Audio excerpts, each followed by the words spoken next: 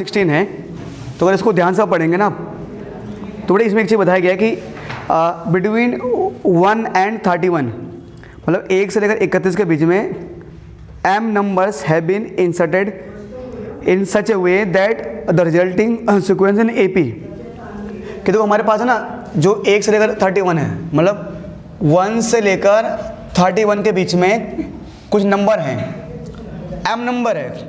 m का मतलब ये नहीं कि एक ही नंबर, मतलब 1 से लेकर 31 के बीच में बहुत सारे नंबर हैं। वो 2 नंबर भी हो सकते हैं, 3 नंबर भी हो सकते हैं, 4 भी हो सकते हैं, 5 भी हो सकते हैं। जैसे हम AP नहीं बोलते हैं कि n टर्म है, तो n तो बहुत सारे होते हैं, तो m रिप्रेजेंट करता है नंबरों को, मतलब जितने भी नंबर हैं उनको m बोला गया है। ठीक है भाई, अब वो पता नहीं कितने नंबर है, छोड़ दो। अब वो बोल रहा है कि जैसे यहाँ पर ये बात होगी, इसके बाद ये कहा गया है कि उन सभी m नंबरों को इस प्रकार पुट किया गया है ताकि ये पूरा AP बन जाए, यहाँ से लेकर यहाँ तक AP बन जाए। अगर इसके बीच में जितने भी नंबर है, चाहे वो 10 नंबर है, चाहे 15 नंबर है, तो जब 1 से लेकर 31 तक वो पूरा जो सीक्वेंस होगा वो AP बन जाएगा। इन नंबरों को इस प्रकार अरेंज किया गया है कि वो पूरा AP बन जाएगा। ठीक है, उसके बाद यहाँ पर ये चीज़ भी बताई गई है सही से कि जो 7वां नंबर होगा ना, जो 7वां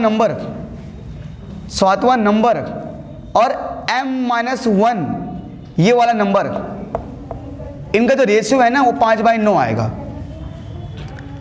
अब यहाँ पर आपको जो शुरुआत का 2-4 मिनट समझा रहा हूँ मैं, शुरुआत को 2-4 स्टेप हैं, वहीं पर पूरा गेम है इस क्वेश्चन का कि समझ में आएगा या नहीं आएगा, क्योंकि बाकी तो पूरा कैलकुलेशन है। अब ना जैसे मैंने मान लिया, जस्ट अगर मैं मान लेता हूँ यहाँ पर कि ये 1 है, ये 31 है, ठीक है। अब इनके पीछे मान लो कुछ नंबर है, अब कितने नंबर है मुझे नहीं पता, तो ये कह रहा है 7वां नंबर, 7 है ना, 7th नंबर, इसका मतलब कम से कम 7 नंबर तो होंगे। तो मान लो ये पहला नंबर है, तो मैंने मान लिया इनके बीच में जो नंबर है, एक का नाम है m1, एक का नाम है m2, एक का नाम m3, एक का नाम m4, ये m5, m6, m7, ऐसे बहुत सारे नंबर हो सकते हैं, पता नहीं कितने, m8, मुझे नहीं पता, मैंने मान लिया लास्ट नंबर m है ना। और ये ना इनके बीच में बहुत सारे नंबर हैं, m9, m10, पता नहीं कितने हैं, तो है ना। तो एक नंबर मैंने मान लिया लास्ट वाला नंबर, तो लास्ट नंबर को मैंने m मान लिया। अच्छा, अब उसने बोला है कि जो 7वां नंबर है,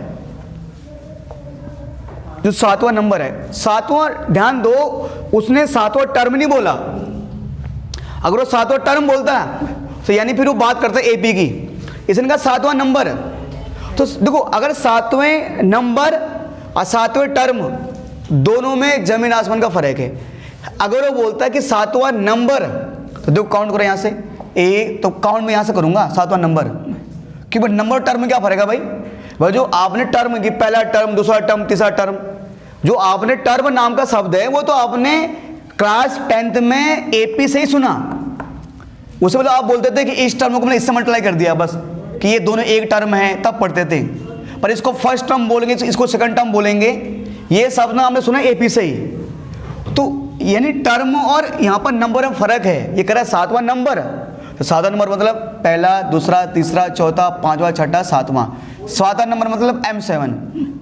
अच्छा, तो अगर मैं नंबर के हिसाब से चलूँ तो ये क्या है, m7 मतलब 7वां नंबर। और अगर मैं चलूँ AP के हिसाब से, तो AP शुरुआत कहाँ से, AP की शुरुआत यहाँ से हो रही है 1 से। AP जब ये कह रहे कि नंबरों को इस प्रकार फिट किया गया है कि 1 से लेकर 31 तक ये सारा AP बन जाएगा, तो नंबर तो शुरू यहाँ से हो रहे हैं, पर मैं AP की बात करूँ तो AP की शुरुआत हो रही है 1 से। तो AP के हिसाब से ये पहला टर्म, ये दूसरा टर्म, ये तीसरा टर्म, ये चौथा टर्म, ये 5वां टर्म, ये छठा टर्म, ठीक है जी, ये 7वां टर्म और ये 8वां टर्म।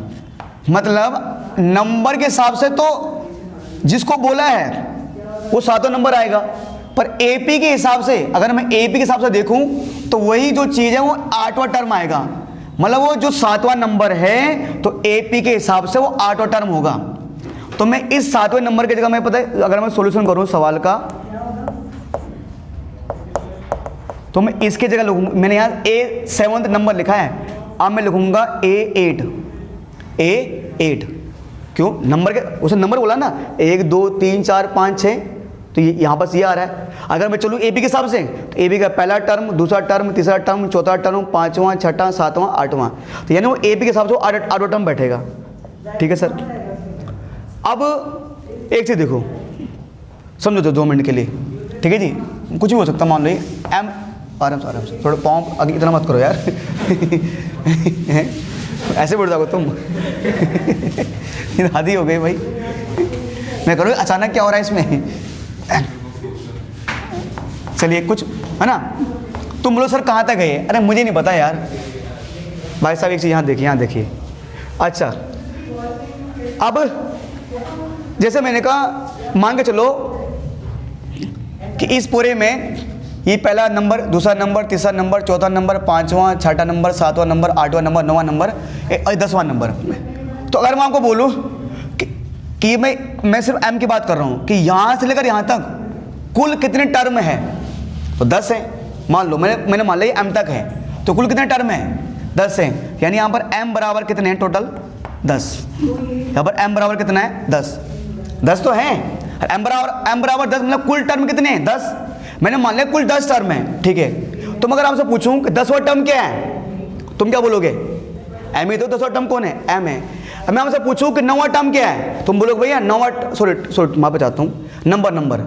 अगर मैं सिर्फ यहाँ से लेकर यहाँ तक की बात चलूँ, मैं बोलूँगा बेटा कुल नंबर कितने हैं, तुम बोलोगे सर भैया 10 नंबर है। मैं अभी यहाँ से लेकर यहाँ तक की बात कर रहा हूँ, देखो ठीक है। तो मैं बोलूँ बेटा कुल नंबर, तुमने कहा सर कुल नंबर ना 10 है, ठीक है। तो मैं बोलूँगा बेटा 10वां नंबर कौन है, तुम बोलोगे सर 10वां नंबर एम आ रहा है। अब मैं बोलूँगा बेटे कि 9th नंबर क्या कौन है, तुम बोलोगे सर 9th नंबर पे M9 आ रहा है। तो M9 को या तो मैं एक तो 9th नंबर बोल सकता हूँ, एक मैं ऐसे बोल सकता हूँ कि कुल नंबर है 10, तो मैं ऐसे बोल सकता हूँ M-1 यानी कि 10 में से M है 10 से 1 पहला नंबर। तो इसको मैं M-1 बोल सकता हूँ, क्योंकि मैंने माना है कि पूरे जो M1 से लेकर यहाँ तक टोटल M नंबर है। M मतलब जस्ट मैंने मान लिया 2 मिनट के लिए लेट कर लिया 10 है, तो M से 1 पहला नंबर ये आ गया, ठीक है। अच्छा, अब यहाँ तक मान लो कि मैंने कहा कुल 10 ही नंबर है यहाँ तक, है ना। तो इसका मतलब फिर ये अगर मैं यहाँ से बात करूँ तो ये पहला नंबर है, दूसरा है, तीसरा, चौथा, पाँचवा, छठा, सातवां, आठवां, नौवां, 10वां, यहाँ पर M वाले खत्म हो गए। अब फिर ये जो मेरा नंबर है, मतलब इसके बाद आगे कोई नंबर नहीं है, ठीक है। तो ये तो हो गया M के हिसाब से। अब अगर मैं चलूँ AP के हिसाब से, अब देखो AP के हिसाब से इसमें कुल कितने टर्म बैठ रहे हैं। अगर मैं 10 मान के चलता हूँ तो AP के हिसाब से 1 2 3 4 5 6 7 8 9 10 11 12, तो AP के हिसाब से इसमें बैठ रहे हैं 12 टर्म, 12 बैठ रहे हैं। AP की शुरुआत यहाँ से हो रही है। अच्छा, अब अगर मैं बोलता हूँ बेटा ये जो AP है इसका 11वां टर्म है कौन है, तुम बोलोगे सर ये। मैं बोलूँगा 10वां टर्म कौन है, मैं बोलूँगा ये। तो सेम चीज़ अगर मैं बेटा आपसे बोलूँ कि जो AP के हिसाब से 11वां टर्म कौन है, तुम बोलोगे ये। तो मैं इसको इस M को मैं क्या ले सकता हूँ, N-1 लिख सकता हूँ मैं। N-1 मतलब ये। अच्छा, मैं बोलूँगा 10वां टर्म कौन है, तुम बोलोगे भैया कि AP के हिसाब से 10वां टर्म M9 होगा, ठीक है। अब AP के हिसाब से 10वां टर्म M9 होगा, पर AP के हिसाब से ही मैं इसको जिस प्रकार इस वाले नंबर को मैं N-1 बोल सकता हूँ, तो मैं इस वाले नंबर को क्या बोल सकता हूँ, N-2 बोल सकता हूँ। तो आप एक चीज़ देख रहे हो आप, यानी कि AP के हिसाब से इस वाले नंबर को AP के हिसाब से इसको बोला जा रहा है N-2 AP के हिसाब से, और वही जो नंबर के हिसाब से हम क्या बोल रहे थे इसको M-1। तो AP के हिसाब से ये था M-1, सॉरी नंबर के हिसाब से ना, तो नंबर के हिसाब से क्या चल रहा था ये कि M में से 1 कम है तो M-1, और AP के हिसाब से कुल AP में N टर्म माने थे तो उसी को क्या बोल रहे हैं N-2। यानी ये जो M-1 होगा, ये M-1 AP के हिसाब से ये N-2वां टर्म होगा। तो यानी कि इसी M-1 को मैं AP के हिसाब से क्या बोलूँगा, N-2वां टर्म। नहीं बोलते किसी AP का N वां टर्म, किसी AP का 20वां टर्म, तो AP के हिसाब से N-2वां टर्म होगा, ठीक है। साथ में क्या चल रहा है, 5/9 चल ही रहा है। मैंने कहा था ये मेन निचोड़ यही है, बाकी तो आगे का जो कैलकुलेशन है वो तो आगे कैलकुलेशन ही है, मेन तो हमारे लिए ही था, ठीक है। चलो इसको आगे देख लेंगे। जरूरी नहीं 10 ही टर्म है, 10 तो मैं जस्ट समझाने के लिए बोला था आपको, ताकि हम चीज़ को समझ सके। अब आप ये फॉर्मूला जानते हो, अगर किसी भी ए बी का 8वां टर्म निकालना है तो ए प्लस क्या लिखोगे 60D 7D, ठीक है। अब किसी ए बी का अगर कोई भी टर्म निकालना आपको तो फॉर्मूला क्या लिखते हो आप, ए प्लस n माइनस 1, तो n की जगह ये पूरा आ जाएगा, ये आ जाएगा n की जगह पूरा, ये n माइनस 2। अब नहीं बोलते मान लो a plus n minus 1 into d, a तो है, n की जगह मतलब नहीं बोलते कौन सा टर्म, तो n की जगह ये पूरा है, ये उतने नंबर का टर्म, जैसे यहाँ पर n की जगह 7 था तो यह n की जगह यहाँ पर क्या था 8, तो यहाँ पर n की जगह ये पूरा आ जाएगा। अब माइनस 1 तो है ही, और साथ में कितना है d बराबर 5/9, ठीक है सर। अब ये पूरा खेल हो गया ख़त्म, अब आप आगे आ जाइए बेटा, ठीक है। तो है ना, मैं यहाँ पर लिखना चालू कर देता हूँ, ठीक है। तो प्यारे बच्चों से 1, हाँ ए की वैल्यू क्या दी हुई है 1, पहला टर्म तो 1 है ना, ए की वैल्यू 1, ठीक है जी। मतलब मैं इसको शायद मे भी हो सकता है किसी और तरीके से हो जाए, अभी वो तरीका मेरे दिमाग में आ नहीं रहा, तो जो बैटर है मैं उससे करा रहा हूँ, तो इससे आंसर आ जाएगा आपका बहुत आसानी से। भले हो सकता है लेंथ ही जाए, आप मे भी आप इसको किसी आसान तरीके से करो, ठीक है जी, पर आपका समझ जिस तरीके से आए कर लेना आप, है ना। तो ए की जगह 1 रख दो आप, ठीक है। तो ये हो जाएगा माइनस का 3 n माइनस 3, साथ में क्या है d बराबर ना 5/9, ठीक है। तो 1 प्लस 7D अपॉन में देखो बेटा, तो d को मल्टीप्लाई करोगे n से nd माइनस d को मल्टीप्लाई करो 3 से 3D बराबर 5/9, ठीक है। और प्यारे बच्चे काम करो कि क्या करोगे कि क्रॉस मल्टीप्लाई कर दो, कुछ ऑप्शन है भी नहीं, तो 9 को करो 1 से मल्टीप्लाई 9 को करो 7 से मल्टीप्लाई 9 7 जा 63D, ठीक है जी। 5 को करो 1 से मल्टीप्लाई 5 को करो इससे मल्टीप्लाई प्लस 5 माइनस 5 3 जा 15D। देखो बेटा अब एक काम करो, डी वाले एन वाले सबको लेफ्ट हैंड साइड ले लो जितने भी है ना, मतलब इसको बनाओ एक क्या लीनियर इक्वेशन बनाओ इन 2 वेरिएबल में ना, सारे डी एन फैन सबको बाएं साइड, ठीक है। ये माइनस का क्या हो जाएगा प्लस का, ये प्लस का क्या हो जाएगा माइनस का, ठीक है। ये 5 और एक उधर क्या जाएगा 9, तो 63D में जोड़ो 15D कितना आएगा 78D माइनस का 5 बराबर माइनस का 4, समीकरण नंबर 1 बना लो इसको। अब प्यारे बच्चों अब हमें इसके साथ एक और इक्वेशन चाहिए। अब बोलो तुम इसका सारा, तुम लोग जानते हो कि जब भी हमें किसी AP का n टर्म निकालना है ये होता ही है a plus n minus into D बराबर an, क्या हो गया है ना an, ठीक है जी। ये हो गया। a क्या बेटा मेरे पास, a क्या है यहाँ पर 1, n मुझे नहीं पता, d हाँ d भाई साहब को मुझे नहीं पता, तो देखो an का मतलब ना an को कौन से नंबर का टर्म, मालूम मैं इसकी बात कर रहा हूँ कि 31 की, 31 लिख दिया, तुम लोग 31 क्यों लिख रहे हो, तो किसी को भी लिख दो भाई, तुम 1 को भी लिख दो। अब an को हम बेसिकली एल भी तो बोलते हैं लास्ट टर्म, an को लास्ट टर्म भी यूज कर सकते हैं, है ना।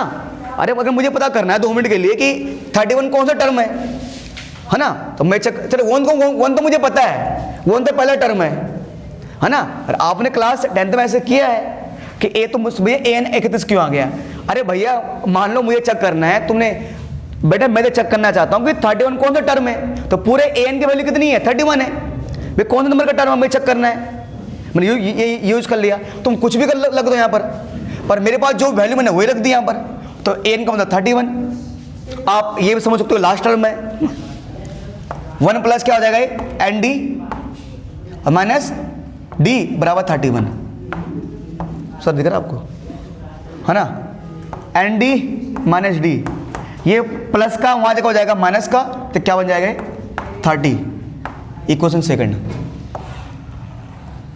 देखिए सर बेटा पहला क्वेश्चन क्या हमारे पास कौन था, ये था 78D और माइनस 5nd बराबर कितना है बेटा माइनस का 4। अगला क्या बेटा मेरे पास अगला इक्वेशन ये ना, तो इसको थोड़ा मैं आगे पीछे लिख देता हूँ, ठीक है। इसको मैं लिखता हूँ आगे माइनस का d और जो nd को लिखता हूँ बाद में प्लस का nd और बराबर कितना 30, ये है फर्स्ट, ये है सेकंड, ठीक है जी। अब इसको आप किसी मेथड से कर दो। एक काम करो, ये जो एन डी वालों को एक जैसा कर दो, तो नीचे वाले पूरे इक्वेशन को बेटा क्या कर दो, कैसे मल्टीप्लाई, 4 से मल्टीप्लाई करो नीचे वाले को, है ना, तो ऊपर वाला क्या हो जाएगा, अच्छा 5 से, हाँ 5 से, ये 5 बन जाए ना फिर, हाँ 5 से, तो क्या हो जाएगा ये 78D माइनस 5 एन डी बराबर -4, ठीक है। तो 5 को D से करोगे तो माइनस का 5D, ठीक है जी, प्लस का 5ND और क्या जाएगा 150, तो ये जो भी बेटा, ठीक है जी। अब आप लोग इतना तो जानते ही हैं अच्छी तरह सही से कि इन दोनों को ऐड कर देंगे, इस इक्वेशन इनको दोनों को ऐड कर दो, प्लस माइनस दोनों कैंसिल। एक चीज देखो 78D में से 5D घटाओ, कितना बचेगा 73D, 150 में से घटाओ 4, 146, और शून्य में तो यही आता है कि 73 का डिवाइड 146 में 2 बार जाएगा, है ना, कितनी बार, 2 बार। D आ गया 2, और अगर D 2 आ गया तो इस D की वैल्यू चाहे तुम फर्स्ट में पुट करो चाहे तुम सेकंड में पुट करो, तो मान में पुट कर रहा हूँ सेकंड में, तो लिख देना put the value of this in this, तो ND माइनस D बराबर 30। D कितना बेटा 2 है, D कितना है 2 है, ये हो जाएगा 2n माइनस 2 बराबर 30, 2n बराबर ये माइनस का वहाँ जाएगा प्लस हो जाएगा, तो 30 प्लस 2 32, 2 का डिवाइड 32 में कितनी बार जाता है 16 बार। अब बेटा आपको नहीं एक चीज़ भयंकर चीज़ वो समझना है आपको, n बराबर 16 है, हमें बताना है m कितना होगा। अब एक चीज़ समझो बेटा, देखो 1 से लेकर 31 तक, तो n का मतलब क्या है ना, अगर n की वैल्यू 16 आई है, इसका मतलब ये बोलना चाहता है कि 1 से लेकर 31 तक, n तो वही तो माना था, n मतलब AP के, मतलब n का मतलब AP में कितने टर्म है, तो n 16 का मतलब इसका ये है कि भैया 1 से लेकर 31 तक कुल, ठीक है जी। तो 1 से लेकर, या आपको you can take this and also use, ठीक है जी, यस लुक या, ठीक है जी, no need to disturb class. और ठीक है जी, यहाँ देखिए, देखो सर बट ठीक है जी, टोटल 16 टर्म मेरे पास, तो n 16 का मतलब है कि 1 से लेकर 31 तक 16 टर्म है। अच्छा 2 मिनट के लिए ये 2 टर्म तो यही हो गए, 2 टर्म यही हो गए ना। अगर मैं 1 और 31 को हटा दूं तो टोटल 16 हैं, अगर उसमें मैं 1 और 31 को हटा दूं, यानी मैं 2 टर्म हटा दिए, मैंने 2 मिनट हटा दिए ना, तो कितने बचेंगे 14 बचेंगे ना। अरे टोटल 16 हैं, तो अगर मैं उसमें से 1 को हटा दूं, मतलब 2 टर्म को हटा दूं मैं जो मुझे दिए हुए हैं, तो कितने बचेंगे, कितने अरे 16 तो हैं, मैं 2 को, इन दोनों को हटा दूं 2 मिनट के लिए, कितने बचेंगे 14 बचेंगे। तो वो 14 कौन है जो मुझे पता नहीं, और जो मुझे पता नहीं वो m तो होंगे। अरे इनके बीच में टोटल m टर्म है, तो अगर मैं 2 जो मेरे दे रहे उनको मैं हटा दूं तो बाकी m तो बचेंगे, जो बाकी टर्म बचेंगे वो m ही तो होंगे, वो कौन और कोई थोड़े ना वो। तो यानी कि सिंपल बात, ज़्यादा कुछ नहीं करना, गुरु जी को पता है कि आपने क्या लिखा है, तो m बराबर n माइनस सॉरी ना 16 माइनस 2 14, वो हमसे पूछ रहे हैं कि कुल कितने टर्म है, मतलब m की वैल्यू बतानी है, मतलब कुल m, तो कुल यहाँ से लेकर 14 टर्म होंगे। कैसे, अब 2 तो ऑलरेडी मुझे दिख रहे हैं, ठीक है सर। क्वेश्चन नंबर 18 है, प्रश्न संख्या 18। इसमें देखिए आप कि difference between any 2 consecutive interior angles of A polygon is 5 degree. If the smallest angle is 120 degree, find the number of sides of the polygon, है ना। तो ये बोला गया कि हमारे पास है ना कोई पॉलीगन है, तो difference between any 2 consecutive interior angle of polygon, मतलब ये क्या बोलना चाहते हैं कि हमारे पास ये कोई पॉलीगन है, ठीक है जी। अब पॉलीगन क्या होता है ये आपको पता होना चाहिए भैया। हमने बचपन में ये पढ़ा है, बचपन में यानी कि पॉलीगन के बारे में आपने पढ़ा हुआ 7th और 8th से, बेसिकली इसके बारे में 8th क्लास से ही था कि पॉलीगन वो होता है ऐसा फिगर, यानी कि ऐसा क्लोज फिगर जिसमें कम से कम 3 साइड होती हैं, ये कम से कम 3 साइड होती है। देखो ये देखो, तो इसमें ओनली 2 साइड है, पॉलीगन बन नहीं सकता। ये पॉलीगन तभी बनेगा जब उसकी 3 साइड होंगी, 3 साइड वाला पॉलीगन, है ना। तो सर क्या 4 साइड वाला नहीं होगा? भैया 3, जिसमें कम से कम 3 साइड हो। अगर किसी क्लोज फिगर में जो 4 साइड से मिलकर बना हो वही पॉलीगन, मतलब कम से कम 2 पॉलीगन के लिए 2 कंडीशन, एक तो बंद होना चाहिए वो क्लोज, और कम से कम 3 साइड हो। तो 3 साइड वाले पॉलीगन को ट्रायंगल, 4 साइड वाले पॉलीगन को क्वाड्रिलेटरल, और 5 साइड वाले पॉलीगन को पेंटागन, है ना। ऐसे बोलते जाएंगे हेक्सागन वगैरह का जो भी है। तो यहां बोला गया है कि एक कोई पॉलीगन है और उसका सबसे छोटा एंगल 120 डिग्री है। अब पॉलीगन में ये चीज भी तो है, 3 साइड तो 3 एंगल, 4 साइड तो 4 एंगल, और 5 साइड तो 5 एंगल। इसका मतलब जितनी साइड होंगी एंगल पर साइड उतनी होंगी, ठीक है। तो यहां पर पॉलीगन में कितने साइड हमें नहीं पता, पर इतना हमने मान लिया। अच्छा, यहां एक चीज गिवन है कि स्मॉलेस्ट एंगल, तो स्मॉलेस्ट एंगल दिया हुआ है ना पॉलीगन का, सबसे छोटा एंगल 120 डिग्री का है। अच्छा, और डिफरेंस बिटवीन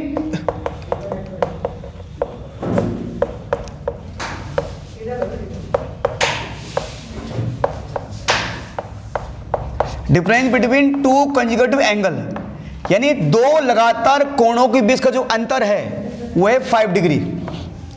मान लो कि अगर एक एंगल 120 डिग्री का है तो अगला उससे एक ज्यादा, क्योंकि सबसे छोटा यही है कि 120 से कोई छोटा है नहीं। वो खुद ही कह रहे हैं कि सबसे छोटा 120 है, इसे कोई छोटा है ही नहीं। तो मान लो एक कोई 120 डिग्री का, तो अगला मान लो 125 डिग्री का ही होगा, है ना। अगला क्या होगा 130 डिग्री का, अगला क्या होगा 140 डिग्री का,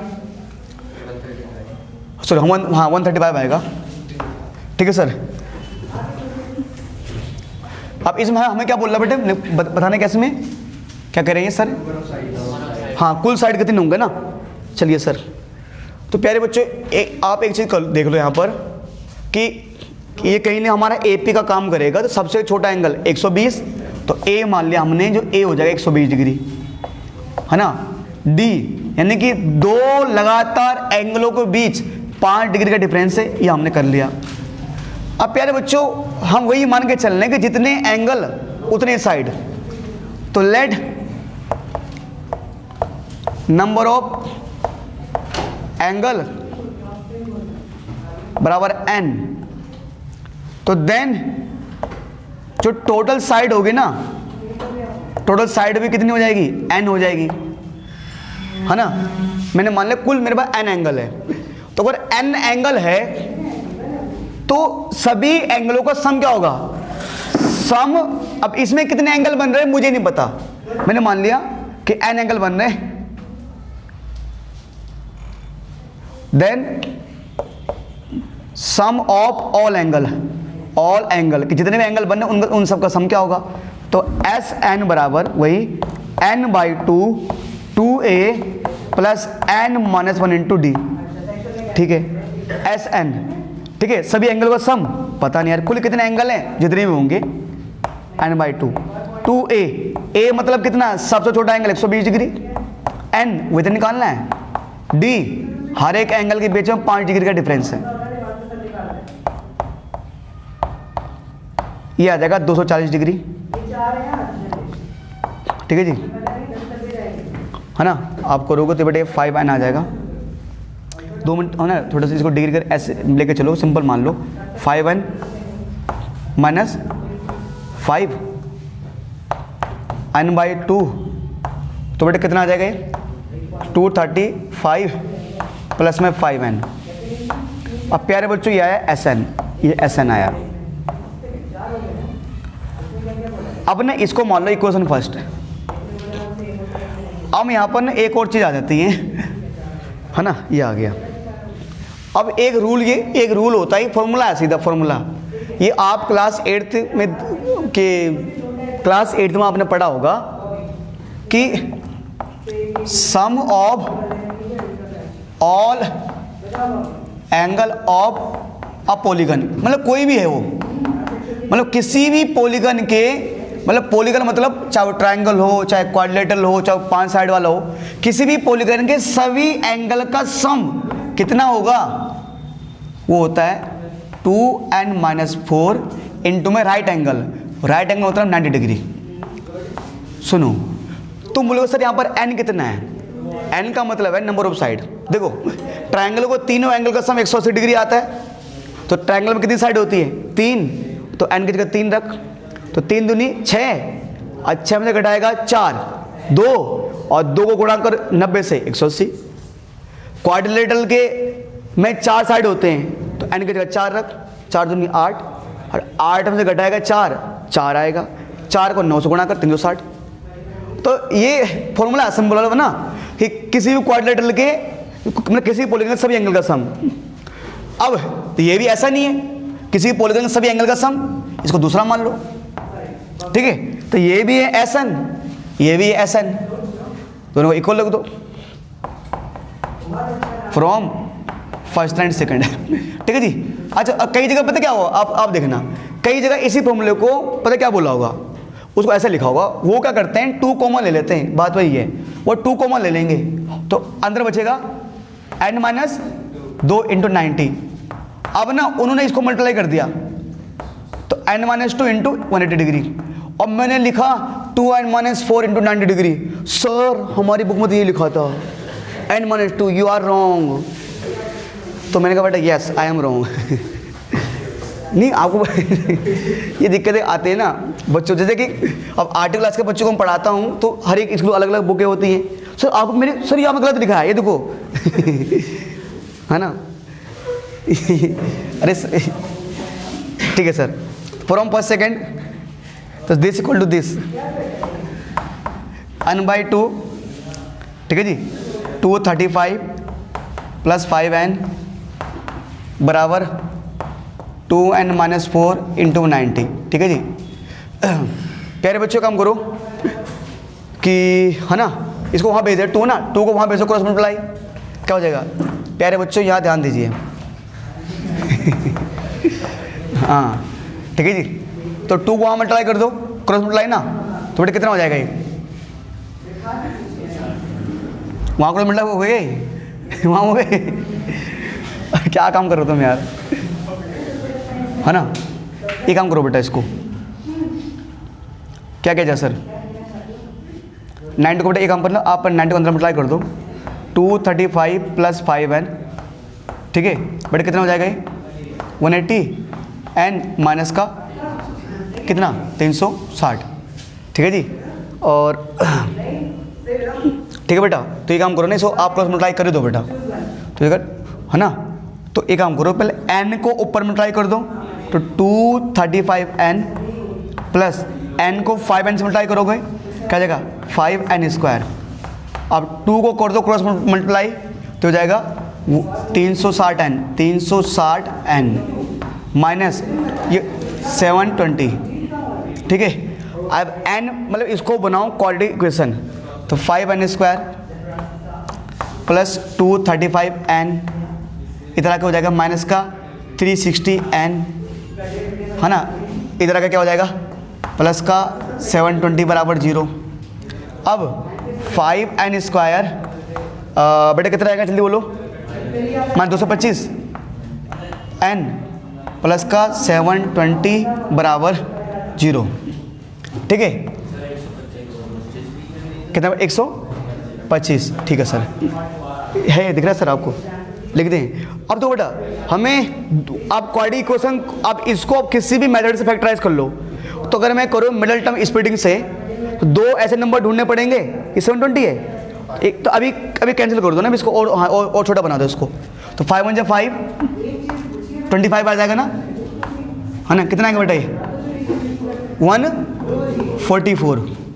हाँ अब ढूंढो 2 नंबर कि मल्टीप्लाई करने पर 144 आ जाए और जोड़ने घटाने में क्या आ जाए माइनस को 25 आ जाए, 29 और 16 पक्का, 29 और 16 हाँ 16 और 9, अरे क्या करो आप ये n² और 16 ना, तो minus 16n minus 9n plus का 144 इक्वल टू 0, है ना, हाँ 16 नंबर 144, ठीक है। देखो बेटा दोनों कॉमन क्या है, n कॉमन है, तो n माइनस 16, दोनों कॉमन है -9, तो अंदर आएगा n माइनस 16 बराबर 0। तो एक फैक्टर हो गया n माइनस 9, एक फैक्टर हो गया n माइनस 16, ठीक है जी, चलता रहेगा 0। तो एक बार n माइनस 9 को रखो 0 के बराबर, एक बार n माइनस 16 को रखो 0 के बराबर, यहाँ से n की वैल्यू आ जाएगी 9, यहाँ से n की वैल्यू आ जाएगी 16। अब प्यारे बच्चों अगर आप आंसर चेक करोगे पीछे तो आप बोलोगे सर मेरा n ना 9 आ रहा है, 16 नहीं आ रहा, सबके n तो पॉजिटिव है भाई, n तो पॉजिटिव है, n पॉजिटिव आना चाहिए, आ ही रहा है। अब ना दिक्कत वाली खेल यहाँ पर बात क्या है कि थोड़ा सा एक्चुअल में क्वेश्चन में क्लियर कट नहीं बोला गया है, ठीक है जी। तो मैं फिर वहीं पर ना आज मैंने कहा था आपको बोलते रहता हूँ कि आरटी वाली जो 8th की जो मैथमेटिक्स है ना वो बहुत इंपॉर्टेंट है, इतना 7th की नहीं है। क्यों? Percentage, ratio, work and time, सारा अलजेब्रा, पॉलीगॉन, सारा कुछ 8th में दिया हुआ है, बेसिक चीज़ें आपको भी देखना। 7th में इतना कुछ नहीं है, इतना मैथ है, इतना बेसिक मैथ नहीं। फैक्टराइजेशन करना 8th में सिखाया गया है, डिवाइड करना 8th में सिखाया गया है ना। और वो जो आपके जो क्वेश्चन होते हैं linear equation in one variable वो 8th में है। 7th में तो बेसिक चीज़ें हैं, कुछ भी नहीं अगर देखा जाए तो इसलिए 8th के मैथ अगर मैं बोलता हूँ अगर हमने ठीक ठाक कस के पकड़ ली ना तो फिर 9, 10 में दिक्कत आती नहीं है, जो वर्ड प्रॉब्लम होती हैं वो आती नहीं है। पर मतलब अगर आप कॉम्पिटिशन एग्जाम की तैयारी कर रहे हो तो किसी अच्छे स्कूल जैसे मान लो आप उसकी बुक पकड़ लो 8th वाली, है ना, तो सारा खत्म हो जाएगा। आप देख लो कॉम्पिटिटिव एग्जाम में compound interest, simple interest, percentage, work and time सारा 8th से आता है। कॉम्पिटिटिव एग्जाम मतलब जी आई टी जे की बात नहीं कर रहा, आई टी जे वाले वो तो पकड़ते लेवल का, कोई नहीं आप अच्छा कोई दिक्कत नहीं, अरे पढ़ाई की बात है भाई कोई दिक्कत नहीं है, ठीक है, कोई है ना। अब एक चीज़ देखो आप, अब यहाँ पर ना सर ना एक चीज़ देखो कि हमारे पास एक्चुअली पॉलीगन 2 तरह के होते हैं, ठीक है जी। पॉलीगन होते हैं, अब कई तरह के हो सकते हैं, पर एक ना एक कॉनकेव होता है, ठीक है जी। आप ये चीज़ आपको कहाँ मिलेगी? जो अच्छी बुक तो आर डी शर्मा सर की भी है और आर एस अग्रवाल की भी है, ठीक है जी। तो आर एस अग्रवाल की उनके बुक में चीज़ें एक्सप्लेन की होती है। आप 8th क्लास बुक उठाना, या तो आर डी शर्मा वाली बुक या आर एस अग्रवाल वाली बुक, उन्होंने बताया होगा पॉलीगन के बारे में। तो एक होता है पॉलीगन 2, एक होता है कॉनकेव, एक होता है कॉन्वेक्स, ठीक है। तो एक कॉनकेव पॉलीगन, कॉन्वेक्स पॉलीगन, अब आगे से हमने पढ़ा ही नहीं कभी, आप एक बार देख लो आप। तो कॉनकेव पॉलीगन में क्या होता है कि सर ऐसा पॉलीगन जिसमें कम से कम एक एंगल 180 डिग्री का हो ही हो, अब हो सकता है उसमें 2 एंगल हो जाए, 3 हो जाए, 4 हो जाए, हमें नहीं पता। पर कॉनकेव पॉलीगन में एक एंगल तो सॉरी माफ चाहता हूं मैं, जिसमें एक एंगल 180 डिग्री से बड़ा हो, कम से कम एक एंगल, मतलब ऐसा पॉलीगन जिसमें एक एंगल कम से कम एक एंगल तो 180 डिग्री से बड़ा होना ही चाहिए, कम से कम एक, 2 हो जाए, 3 हो जाए, मुझे नहीं मतलब, ठीक है जी। जबकि कॉन्वेक्स पॉलीगन में होता है जिसके सभी एंगल लेस देन क्या हो, 180 डिग्री हो, ठीक है। कॉन्वेक्स पॉलीगन ऐसे पॉलीगन जिसके सभी एंगल 180 डिग्री से कम के हो, सब के सब। जबकि कॉनकेव में कम से कम एक एंगल हो सकता है, 2 भी हो जाए, 3 भी हो जाए, नहीं पता, पर कम से कम एक एंगल 180 डिग्री से ज़्यादा को। अच्छा, अब मुझे लग रहा है कि बुक में क्लियर कट बात बोली नहीं गई है, शायद ये जो पॉलीगन है ना ये उन्होंने कॉन्वेक्स लेकर चला है, क्योंकि जो कॉन्वेक्स सिंपल बनता है, कुछ भी सिंपल, ज़्यादा कोई दिक्कत नहीं आएगी, ऐसे कुछ भी ऐसे बन जाएगा कॉन्वेक्स। कॉनकेव जो बनेगा उल्टा सा बन जाएगा, कभी ऐसे आप ऐसे देख लेना, कभी ऐसे कुछ इस तरह का बन जाएगा, ये पॉलीगन है ना, और उसका ये वाला एंगल, तो ये तो बैठे यही तो जाएगा, अगर जाएगा तो 180 कुछ ज़्यादा उल्टा, आप वो देखो ना एक्स्ट्रा एंगल को जो भी है कुछ, तो यही कुछ, तो शायद यहाँ पर ये बात कर रहे हैं कॉन्वेक्स की, ठीक है जी। अब तुम बोलोगे सर अब कॉन्वेक्स की बात तो कर रहे थे, आप आंसर पर आते हैं। अब देखो बेटा मान के चलो एन का मतलब देखो, जो एन है ना, जो में एन आया 9, तो एन का मतलब ये है कि टोटल साइड 9 है और एंगल भी 9 है, ठीक है। तो मैंने मान लिया अगर पहला एंगल 120 डिग्री है, मैंने माना कि है पहला एंगल 120 डिग्री है, यानी कुल 9 एंगल होंगे, तो अगला एंगल क्या होगा, ठीक है, अगला 125 से हाँ अगला 130, ऐसे करते करते 9 एंगल होंगे। ठीक है जी। तो 1 2 3 4 5 6 7 8 9। अब एक काम करते हैं, ये है तो एपी में ही, तो इस एपी का 9th एंगल निकाल लो, तो क्या आ जाएगा ए प्लस 8d, ये ऐसे होगा a प्लस 8d। ए क्या आपके पास 120, d कितना है d 5 है ना, तो 120 प्लस 5, देखो आप 8 पंजा 40 और 120 में जोड़ो 40, क्या आ जाएगा 160। इसका मतलब इसको जो सबसे बड़ा एंगल होगा, मतलब 8 एंगल, अबे टोटल 9 एंगल है ना, तो पहला दूसरा तीसरा चौथा 5 6 7 8, तो इसका मतलब जो इसका 9th एंगल होगा, 9वें नंबर का एंगल, यानी सबसे बड़ा एंगल, कुछ 9 एंगल है, तो जो सबसे बड़ा एंगल कितना होगा 160 होगा। अगर मैं n 9 लेके चलता हूँ, अच्छा मैं मान के चलता हूँ कि इस एपी में, मतलब जो एंगल का एपी चल रहा है, इसमें टोटल 16 एंगल है, कुल है 16 एंगल, है ना। तो अगर मुझे लास्ट एंगल निकालना है, अगर 16वें नंबर का एंगल निकालना है, क्या बनेगा a प्लस 15d, a कितना है 120, d कितना है क्या 5 है ना, तो 120 अब 15 15 75, तो 120 प्लस 75 क्या होगा 195 डिग्री। अब अगर मैं n लेकर चलता हूं 16, तो इसका सबसे बड़ा एंगल आ रहा है वो 195 डिग्री आ रहा है, ठीक है जी। अब यहां पर ठीक है जी 195 डिग्री आ रहा है, तो यानी 195 डिग्री आ रहा है, तो इसका मतलब ये बन जाएगा फिर कॉनकेव पॉलीगन बन जाएगा फिर ये। अब इसमें अगर मैं n की वैल्यू 9 लेकर चलता हूं, तो सबसे बड़ा एंगल 160 डिग्री का है, यानी बाकी सारे क्या इससे छोटे ही है ना। अरे देख लो आप 120 से लेकर काउंट करोगे 8 एंगल, तो सबसे बड़ा 160 डिग्री आएगा, यानी कि सारे एंगल 180 डिग्री से कम के ही होंगे, ठीक है। तो इसलिए यहां पर n क्या लिया है, आप ऐसे लिख देना एग्जाम में कि क्या है ना, n equal to 16 not possible, है ना, बिकॉज 1 एंगल विल बी, है ना, ये 2, यहाँ कम से कम 2 से 3 एंगल आ जाएंगे। अगर n बराबर 16 लोगे तो कम से कम 2 या 3 एंगल क्या बैठ जाएंगे 180 से बड़े बैठ जाएंगे, क्योंकि सबसे बड़ा 195 बैठ रहा है, इससे छोटा क्या आएगा 190, इससे छोटा 185 आ जाएगा, तो ये पॉसिबल नहीं है ना। अगर n बराबर 16 लेंगे सबसे बड़ा एंगल 195 डिग्री आ जाएगा, जो कि पॉसिबल नहीं है ना।